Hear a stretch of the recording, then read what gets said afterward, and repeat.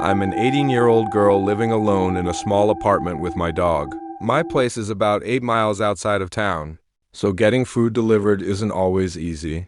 But I'd used Uber Eats plenty of times without any issues. You hear stories online. Sure, but you never really think something like that will happen to you? At least I didn't. This happened on a Friday evening. I was cleaning my apartment, getting everything ready for my boyfriend's visit. We're long distance, so weekends are the only time we get together, and I always try to have the place spotless before he arrives. After nearly 2 hours of cleaning, it was past 6 p.m. and I was starving. I didn't want to mess up the kitchen after just cleaning it, so I decided to order food instead. I placed the order and got the notification that my driver was on the way. The app showed he was driving a white Honda Fit Sport since I live alone. I always keep my delivery instructions set to contactless leave the food at the door. No interaction? I was sitting on the couch, watching TV when I got the alert that my food had been delivered. I jumped up immediately, excited to eat. But when I opened the door, there was nothing there. I checked the ground, then looked down the hallway at the other doors. Nothing. Confused, I went back inside, planning to message the driver. Before I could, there was a knock at my door. It was my next-door neighbor. He was holding my food. He said, "Hey, sorry, I grabbed your order from the delivery driver." He was looking through your windows, and I didn't like that. My stomach dropped.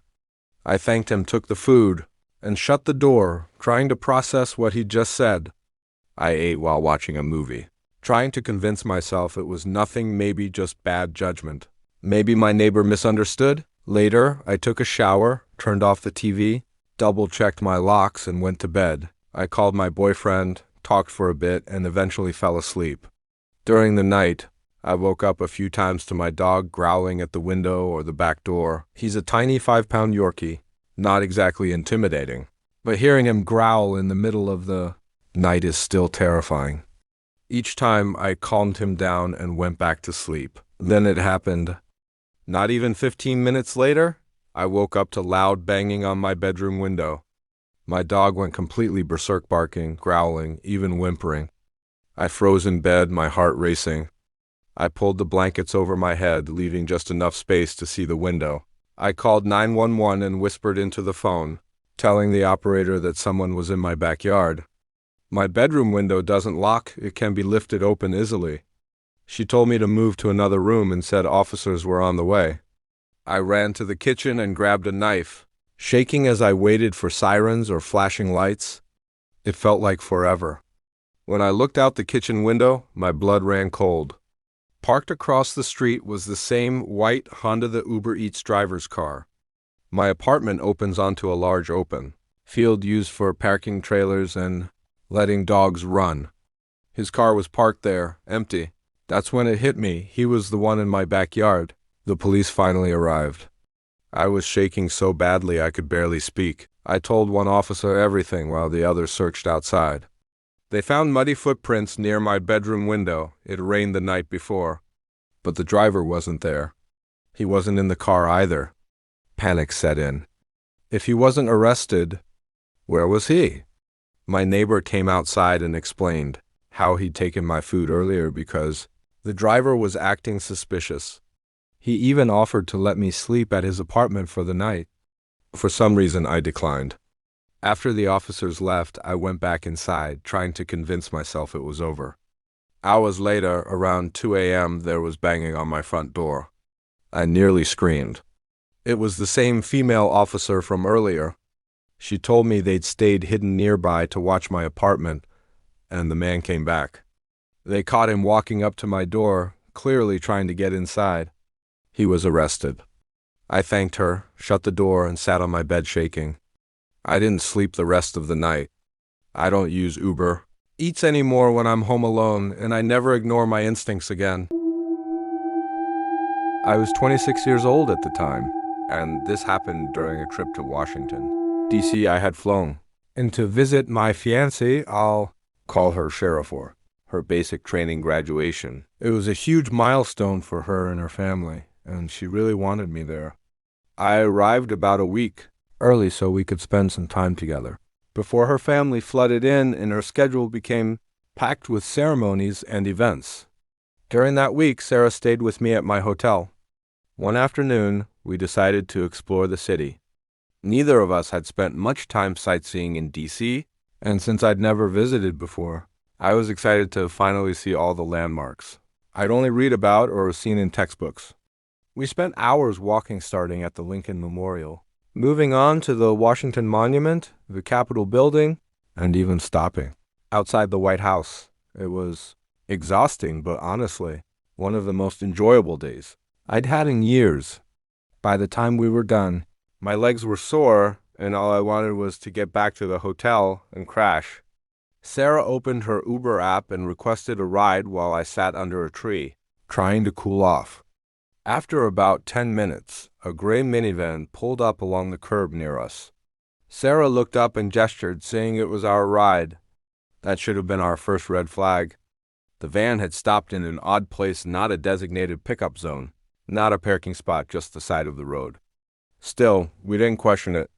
Sarah opened the back door and asked, "Uber for Sarah?" The driver gave a short nod, didn't say a word. I followed her in, shutting the door behind me. Looking back, that moment makes my stomach turn. We didn't ask his name. We didn't check the license plate. We didn't confirm the driver photo. Sarah had the app, not me, and I was tired enough that my brain just didn't engage. I trusted the situation without thinking. The driver didn't greet us. He didn't confirm our destination. He simply pulled away from the curb and started driving. I remember finding it strange every Uber driver I'd ever had at least said hello, but exhaustion won out.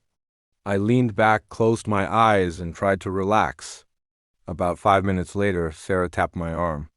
I opened my eyes and immediately knew something was wrong. She didn't say anything, just handed me her phone. The Uber app was open, showing the route our driver was supposed to be taking back to the hotel. We were going in the opposite direction. Before I could even speak, a notification popped up on her screen. "Your Uber driver has arrived." Seconds later, a message followed. "Where are you?" My chest went cold. We were already in a moving vehicle, and it wasn't our Uber. I glanced toward the front seat. The man driving didn't look back. His posture was stiff, focused straight ahead. The photo in Sarah's app looked nothing like him. Panic set in fast, but I forced myself to stay calm. I leaned forward slightly and said, as evenly as I could, "Hey, we actually changed our minds. You can let us out here." The driver finally acknowledged us, slowly lifting his eyes to meet mine in the rear view mirror. He stared for several seconds. Then he looked forward again and kept driving. Didn't slow down. Didn't respond. That's when I knew we were in real danger. I reached into my pocket and pulled out the small folding knife I always carried. I flipped it open and leaned forward again, this time letting my voice harden. "I know you're not our Uber driver," I said. "I don't know what you think you're doing, but if you don't pull this car over right now, I will use this." His eyes snapped to the mirror again. He saw the knife. The van swerved to the curb almost immediately. The doors unlocked. Sarah and I didn't hesitate. We jumped out and ran a few steps away as the van peeled off and disappeared down the street. Sarah collapsed into a panic attack. I stood there shaking, trying to process how close we'd just come to something unspeakable. She messaged the real Uber driver, explaining what happened and sending our location. When he arrived, we triple-checked everything before getting in. As we drove, we told him the entire story. His face darkened. "You're not the first," he said quietly. "There have been people pretending to be Uber drivers around here. Tourists mostly. Some never came back. That made my blood run cold. We reported everything to the police when we got back to the hotel descriptions. Location, vehicle, but we never heard anything afterward. I don't know if that man was ever caught. What I do know is this: we were lucky. We noticed early. We were still close to public areas. And I had something that made him reconsider whatever he planned to do next. I think about that night more often than I'd like to admit. And if there's one thing I tell everyone now, it's this: never get into a rideshare without verifying everything.